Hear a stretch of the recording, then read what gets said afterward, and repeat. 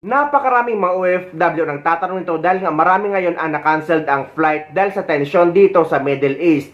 Paano daw kung nakagawa na sila ng e-travel arrival card kung uuwi sa Pilipinas or e-travel departure card na pabalik na sa ibang bansa pero na-cancelled ang flight? Kailangan pa daw ba gumawa ng panibagong registration?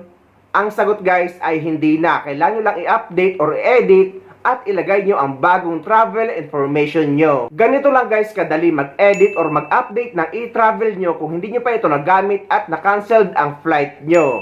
So mag-login kayo sa inyong e-travel account at bubunga dito new travel declaration.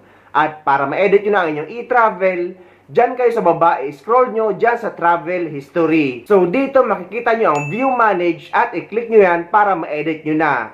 At lalabas ito. Scroll down nyo at makikita nyo yung edit.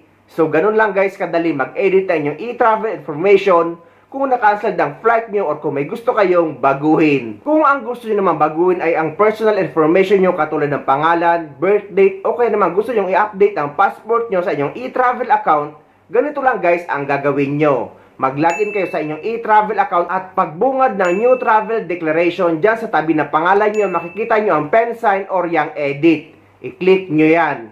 At dito naman, i-click nyo lang yung pen sign para ma-edit nyo na. Ganun lang kadali guys mag-edit ng personal information sa inyong e-travel account. Sa mga wala namang idea kung paano mag-register or kung paano gumawa ng e-travel account, meron akong mga video tutorial na ilalagay ko sa description ng video na ito, pati ang e-travel website link para hindi na kayo magkamali. Sa mga nagtatanong naman kung pwede daw ba magpagawa ng e-travel account sa mga kamag-anak sa Pilipinas or sa ibang bansa, ang sagot guys ay yes, pwede mapagawa ng e-travel account kahit sa kamag-anak nyo sa Pilipinas. Pero after nila makagawa ng e-travel account nyo, ay kailangan nilang ibigay ang account nyo kagaya ng email at password na ginawa nila para sa inyo. Dahil nga permanent account nyo na yun sa e-travel at bawat travel nyo ay dyan na kayo magla-login at magde-declare ng new travel declaration nyo. About naman sa perma sa e-travel ay kailangan lang gayahin ng kamag-anak nyo na gagawa ng account nyo ang perma nyo gamit ang daliri nila.